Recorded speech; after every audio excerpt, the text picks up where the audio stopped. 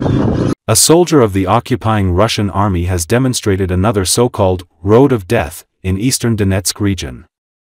In the footage released by the occupying soldier on a motorcycle, a large number of destroyed armored combat vehicles, military and civilian cars can be seen on the road. The vehicles were mainly destroyed by drones. Ukrainian fighters say that a large number of combat vehicles from both sides have become targets of drones in that area, where fierce fighting is taking place. Специально для телеканала Русь. Едем на передние позиции.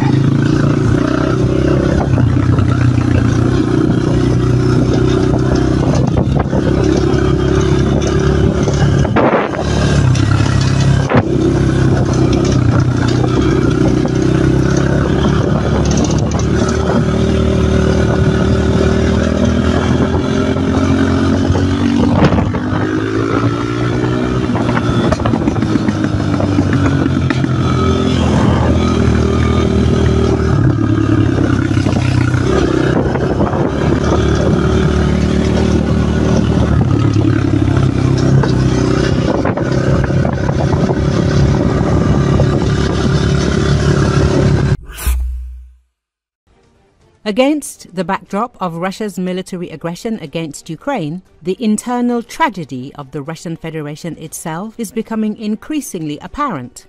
Ruined lives, alcoholism and poverty. A video from Ukrainian captivity clearly demonstrates the price of Putin's ambitions for Russians. The video shows a conversation between two people. Ukrainian soldiers allow a Russian prisoner to contact his wife. The woman, in a state of alcohol intoxication, is in despair. She smokes a hand-rolled cigarette. Apparently, she doesn't have money even for cheap cigarettes. In the background is a destroyed stove, a shabby house, and hopelessness. The woman talks about her losses. 3 people close to her have died in a short time, including her brother, who died in the war with Ukraine. My brother was killed. Tanya died. Lenka died. Muffled words of despair sound. My husband asks, just wait a long time. Don't drink. This scene is not just a personal tragedy. It is a symbol of today's Russia, where ordinary people are crushed by poverty, grief, and alcoholism. While Putin spends billions on the war against Ukraine, Russian villages are degrading and people are dying in poverty. Instead of developing the country and the economy, the Kremlin prefers to finance destructive military campaigns. The hinterland is sinking into chaos and despair. The state is running away from its citizens. Health problems, lack of work, destroyed homes, and unquenchable melancholy are all that remains of Russian villages.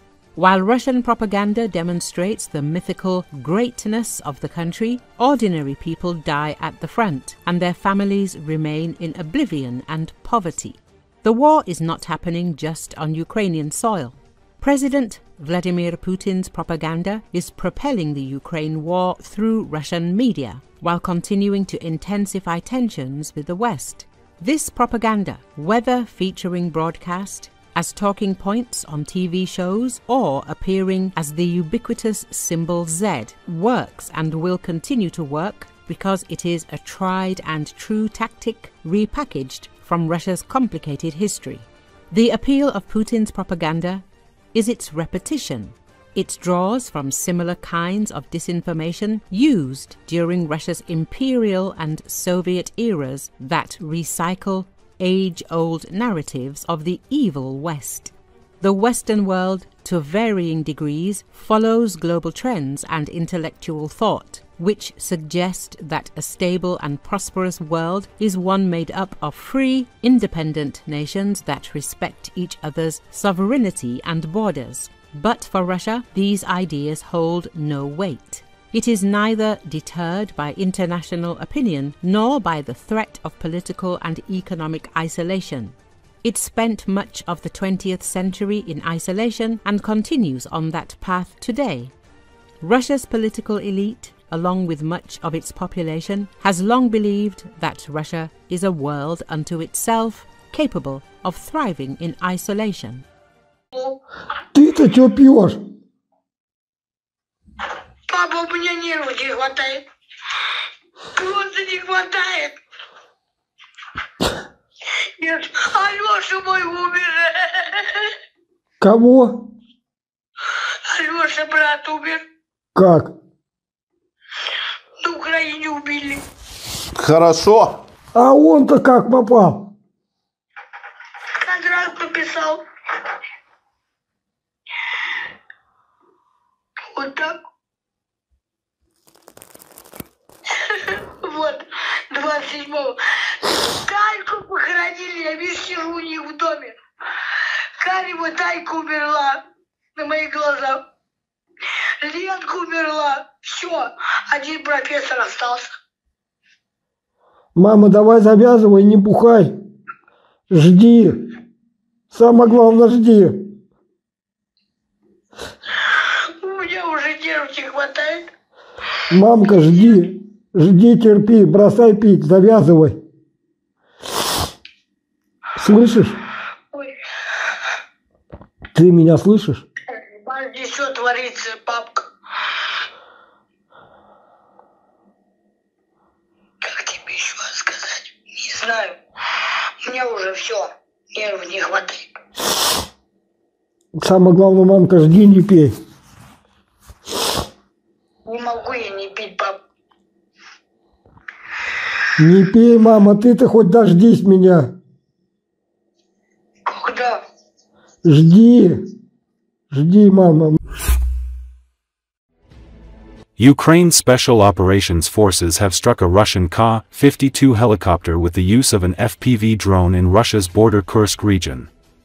The SOF shared the footage of the moment of the strike in their Telegram channel on Friday.